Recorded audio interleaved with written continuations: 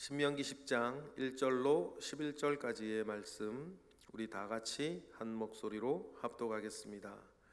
그때에 여호와께서 내게 이르시기를 너는 처음과 같은 두 돌판을 다듬어 가지고 산에 올라 내게로 나아오고 또 나무궤 하나를 만들라. 내가 깨뜨린 처음 판에 쓴 말을 내가 그 판에 쓰리니 너는 그것을 그 궤에 넣으라 하시기로 내가 조각목으로 궤를 만들고 처음과 같은 돌판 둘을 다듬어 손에 들고 산에 오르매 여호와께서 그 총의 날에 산 위에 불 가운데에서 너희에게 이르신 십계명을 처음과 같이 그 판에 쓰시고 그것을 내게 주시기로 내가 돌이켜 산에서 내려와 여호와께서 내게 명령하신 대로 그 판을 내가 만든 궤에 넣었더니 지금까지 있느니라. 이스라엘 자손이 브에롯 브네야와간에서 길을 떠나 모세라에 이르러 아론이 거기서 죽어 장사되었고 그의 아들 엘르아살이 그를 이어 제사장의 직임을 행하였으며 또 거기서를 떠나 굿고다에 이르고 굿고다를 떠나 욥바다에 이른즉 그 땅에는 시내가 많았으며 그때에 여호와께서 레위 지파를 구별하여 여호와의 언약궤를 매게 하며 여호와 앞에 서서 그를 섬기며 또 여호와의 이름으로 축복하게 하셨으니 그 일은 오늘까지 이르니라. 그러므로 레위는 그의 형제 중에 분깃이 없으며 기업이 없고 내 하나님 여호와께서 그에게 말씀하심 같이 여호와가 그의 기업이시니라. 내가 처음과 같이 40주 40야를 산에 머물렀고 그때에도 여호와께서 내 말을 들으사 너를 차마 멸하지 아니하시고 여호와께서 내게 이르시되 일어나서 백성보다 먼저 길을 떠나라. 내가 그들에게 주리라고 그들의 조상들에게 맹세한 땅에 그들이 들어가서 그것을 차지하리라 하셨느니라. 아멘. 우리의 유일한 중보자시는 예수 그리스도신 것을 우리는 믿습니다. 하나님과 우리 사이엔 예수 그리스도가 계셔서 우리를 위해 간구하시고 중보하시고 사탄이 우리를 고소하고 우리를 또한 모략할 때에도 우리 주 예수 그리스도께서 여러분을 시인하시고 여러분을 또한 지키시며 하나님 아버지 앞에서 우리를 변호하셔서 우리가 하나님 아버지 앞에 설 때까지 우리를 이끌고 가시는 우리의 유일한 중보자인 것을 우리는 믿습니다. 그분이 계시기에 우리는 살고 있고 영육 간에 믿음의 주여 온전케 하시는 예수 그리스도를 바라보며 살겠노라. 우리는 늘 다짐하고 우리가 오늘 하루도 만나는 것 아니겠습니까? 예수 그리스도께서 우리에게 그런 유일한 중보자가 되시면 역시 우리가 작은 예수 그리스도의 길을 따르는 이로써 우리는 또 누군가의 중보기도자가 되어야 하고 누군가를 위해 또한 대신 기도해 주는 사람이 되어야 한다.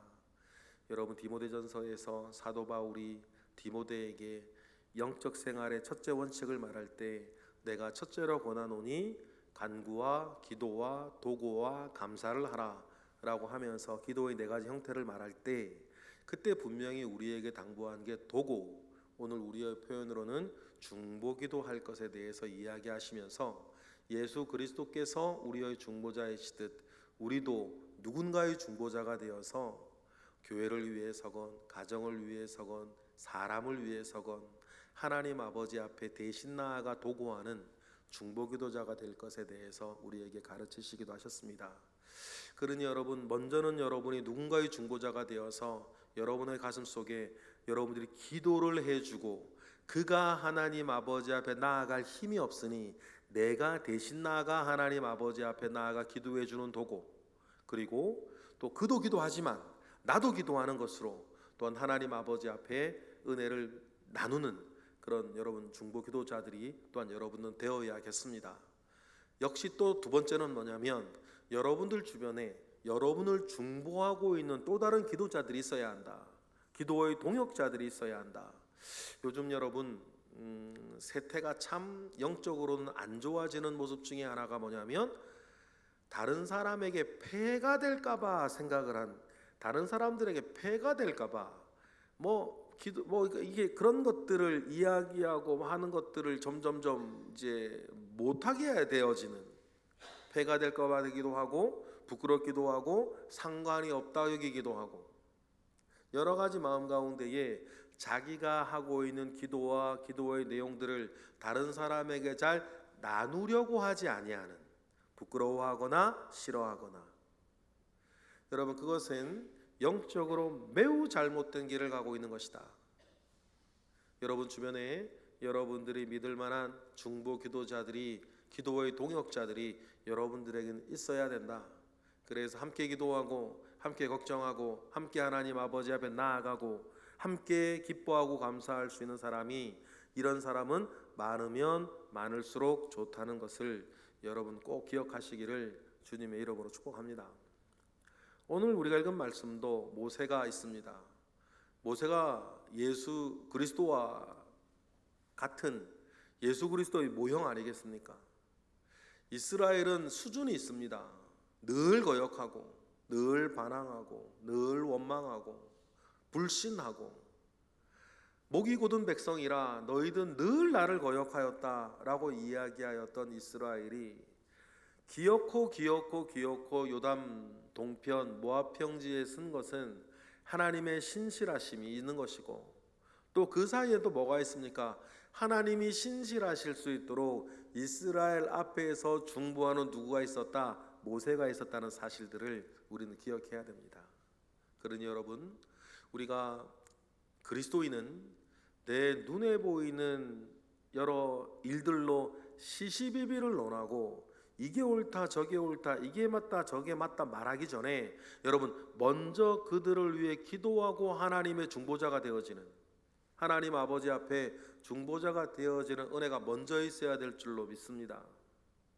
그래서 여러분, 모세도 정말 하나님이 신실하신 그 안에서 이스라엘의 중보자가 되어서 그들의 슬픔과 그들의 아픔과 그들의 실수와 그들의 죄악을 하나님 아버지 앞에 용서를 구하고 하나님 아버지 앞에 다시 깨어진 언약이라 하더라도 그 언약을 다시 이어가게 하는 중보자로서 모세가 서 있었던 거 아닙니까?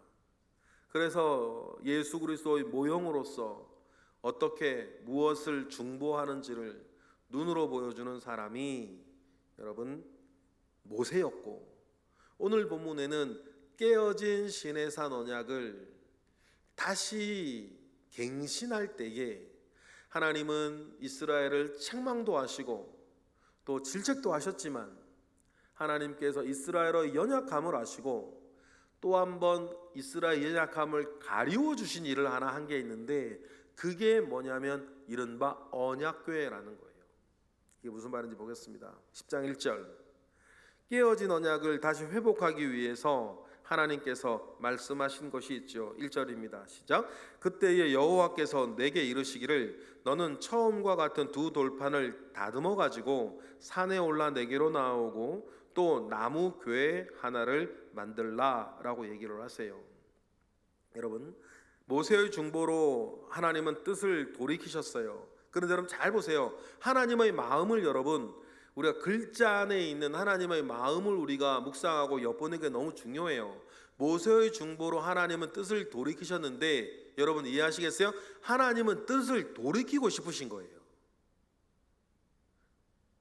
하나님도 뜻을 돌이키고 싶으세요. 다른 말로 하나님이 이스라엘을 멸절시키고 모세 종족을 시작하는 걸 원하지 않으십니다. 하나님이 그걸 원하시겠어요? 하나님의 그 마음을 모세도 아는 겁니다. 그래서 뜻을 돌이키고 싶은 하나님께 모세가 자기의 목숨을 걸고 기도하는 거 아닙니까? 생명책에서 내 이름을 빼달라고 막 매걸할 정도로 모세가 매달려 기도하니 하나님께서 모세의 기도 들으시고 또 하나님이 원하시는 바대로 뜻을 돌이켜서, 여러분 하나님의 본심대로 하셔서 다시 말씀하시는 게 뭐예요?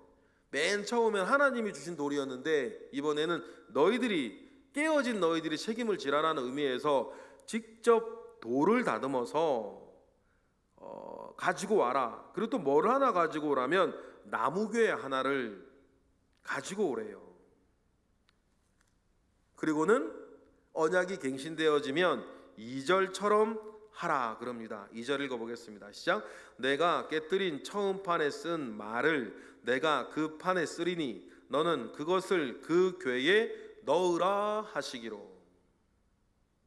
그래서 하나님께서 첫 번째 두 돌판을 주실 때와는 다른 지시를 하나 하는데 두 돌판을 넣을 궤를 하나 가지고 와라. 하나님 말씀하시는 거예요. 그 조각목 아카시아 나무로 조각목을 만들어 그리고 모세가 산에 오릅니다. 그리고 4절에 보니까 처음과 같이 십계명을 하나님께서 직접 친필로 써주시지요. 4절 읽어보겠습니다. 시작. 여호와께서 그 총회 날에 산 위 불 가운데서 너희에게 이르신 십계명을 처음과 같이 그 판에 쓰시고 그것을 내게로 주시기로. 그래서 여러분들이 아시다시피 나중에 성막이 만들어지면 가장 지극히 거룩하다, 지극히 거룩한 장소다라고 하여 지성소에 단 하나의 물건이 있는 것 아닙니까? 이 궤가 있는, 조각목으로 만든 궤가 있는 거예요. 그리고 그 궤에 하나님께서 친히 써서 주신 십계명의 이 두 돌판 말씀들을 넣어 놓았죠. 어떤 성경에는 이 두 돌판만 넣어 있다 뭔 얘기도 있고 거기에 만나 항아리와 아론의 쌍난 지팡이도 있다 얘기를 하는데 뭐 넣었던 순서가 달라서 그러겠죠. 맨 처음에는 어쨌든 두 돌판만 있었던 것 같아요. 그런데 나중에 증거로 삼기 위해서 만나 항아리도 넣고 나중에 아론의 쌍난 지팡이도 넣고 했겠죠. 그런데 여러분, 그것이 5절에 보니까 지금까지도 있다는 거예요. 뭐가요? 브살렐이 만든 그 두 돌판이 들어있는 궤가. 5절 읽어보겠습니다. 시작. 내가 돌이켜 산에서 내려와서 여호와께서 내게 명령하신 대로 그 판을 내가 만든 궤에 넣었더니 지금까지 있느니라. 그래서 여러분, 이 궤를 하나님의 십계명 말씀이 들어있다 그래서 법궤라고 부르기도 하고, 하나님과 이스라엘의 언약이다. 어떤 언약입니까? 하나님께서 너희와 함께 있다라고 하는 눈에 보이는 언약의 증표라 그래서 언약궤라 그래요. 하나님이 우리와 함께 하신다는. 여러분 가만히 보세요. 맨 처음 두 돌판을 만들 때 하나님 이런 말씀 안 하셨어요. 그런데 이스라엘의 지금 뭐라 그럴까요? 영적인 수준이 눈에 보이는 무엇인가가 없으면 그들이 자꾸만 시험에 들고 우상을 만드는 거예요. 그래서 금송아지도 만들고. 그런데 하나님은 자기의 어떤 것으로 형상을 만들기 원하지 않으세요. 너희들이 눈에 보이는 그 어떤 것으로 나를 구속하지 말고 상상하지 말고 생각하지 말고 내가 너에게 지시한 말씀대로 나를 따라오라고 하는 하나님의 분명한 의지가 있단 말이에요. 그런데 이스라엘 그런 수준이 안 되는 거예요. 그래 누가 자꾸만 눈에 보이는 무엇인가를 만들려고 하니 그런 연약한 이스라엘에 대한 하나님의 대책, 책망도 하시고 심판도 하시고 꾸중도 하셨지만 하나님이 또 그 연약함을 아시니 그들에게 내가 너희와 함께하고 있다라고 하는 눈에 보이는 무엇인가를 주신 게 언약궤라는 거예요. 그런데 그 언약궤는요 다른 게 있지 않아요. 어떤 형태도 아니고 조각목으로 만든 상자예요. 그러나 그 상자에는 뭐가 있어요? 하나님의 말씀이 있는 거예요. 그래서 언약궤, 그래서 법궤라고 부르는 거예요. 그러니 여러분, 하나님께서 이제 다시는 이스라엘에게 나를 형상화한 어떤 이미지나 어떤 무엇인가를 너희들이 만들 필요가 없다. 뭐가 있으니까? 언약궤가 있으니까. 그 이야기를 하시는 거예요. 이렇게 보면요 성경 어디에서나 그런 걸 많이 느낄 수 있는데 하나님은 굉장히 크신 분이신데 어떤 면은 되게 섬세한 분이세요.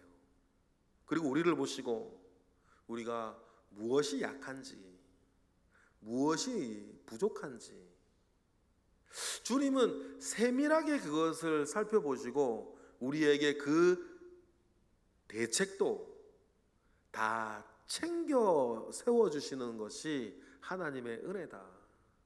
이런 걸 보면 참 이런 말이 이상하긴 한데 하나님은 하나님이에요.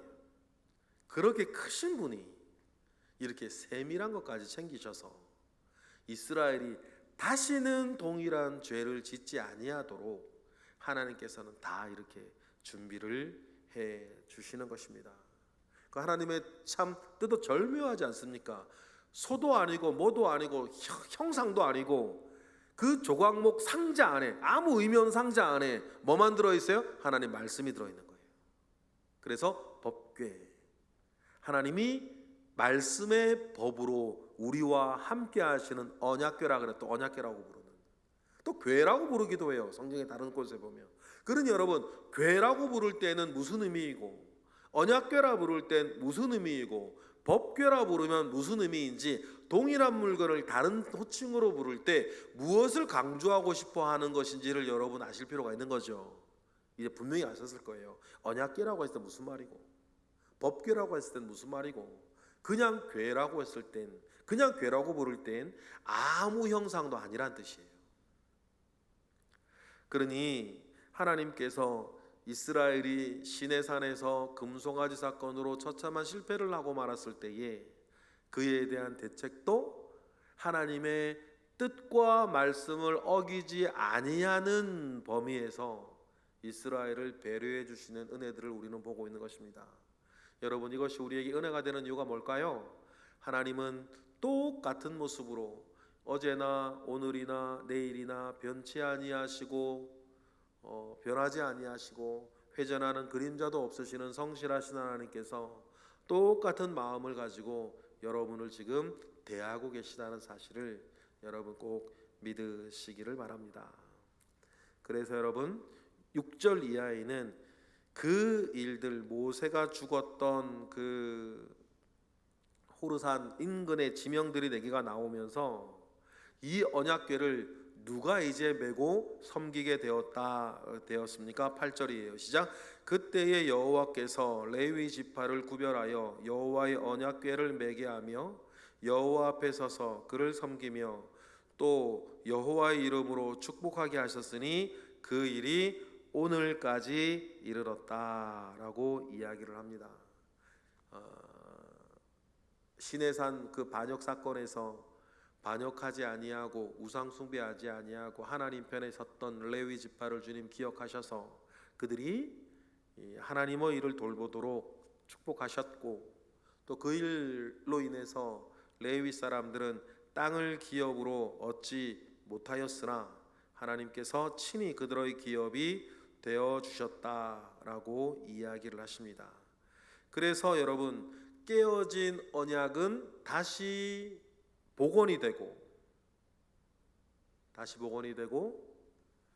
이스라엘은 다시 어떻게 됩니까? 가나안 땅으로 진군하게 되었고 오늘에 이르게 되었다라고 신명기에서 모세가 말하는 거죠. 11절 읽어보겠습니다. 시작. 여호와께서 내게 이르시되 일어나서 백성보다 먼저 길을 떠나라.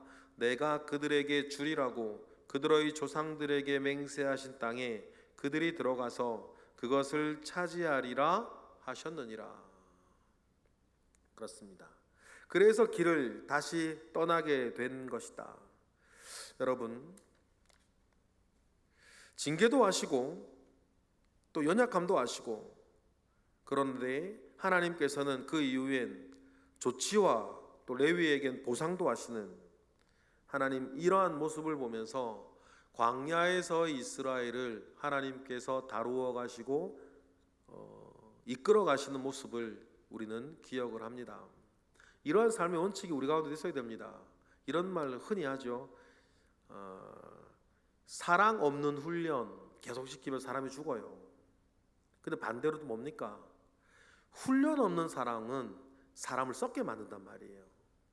그러니까 하나님께서 광야 이스라엘에게 훈련도 시키시고 사랑도 주시듯, 여러분, 사랑 없는 훈련 없이 자녀나 주변을 대하지 아니하고 또 훈련 없는 사랑을 대해서 무능하게 만들어 가지도 아니하는 그런 은혜들이 늘 우리 가운데도 있고 우리 주변에서도 늘 그러한 일들이 늘 일어나는 귀한 역사가 있기를 주님의 이름으로 축복합니다. 기도하겠습니다. 할렐루야. 하나님 감사와 영광을 올려드립니다. 크신 은혜 가운데에 주님 우리와 함께 하시니 하나님의 선하심 가운데에 오늘도 우리를 이끄시고 우리의 연약함과 부족함을 또한 가리우시고 우리의 잘못을 일깨우시며 우리가 늘 하나님이 원하시는 온전한 그 길을 또다시 시작하여 나아갈 수 있도록 주여 인도하여 주시옵소서. 하나님의 크신 은혜가 오늘 우리 모두에게 있기를 원하고 드려지는 1000번째 예물 가운데에서도 있기를 원하오니 하나님 함께하옵소서. 예수 그리스도의 이름으로 기도드렸나이다. 아멘. 하늘에 계신 우리 아버지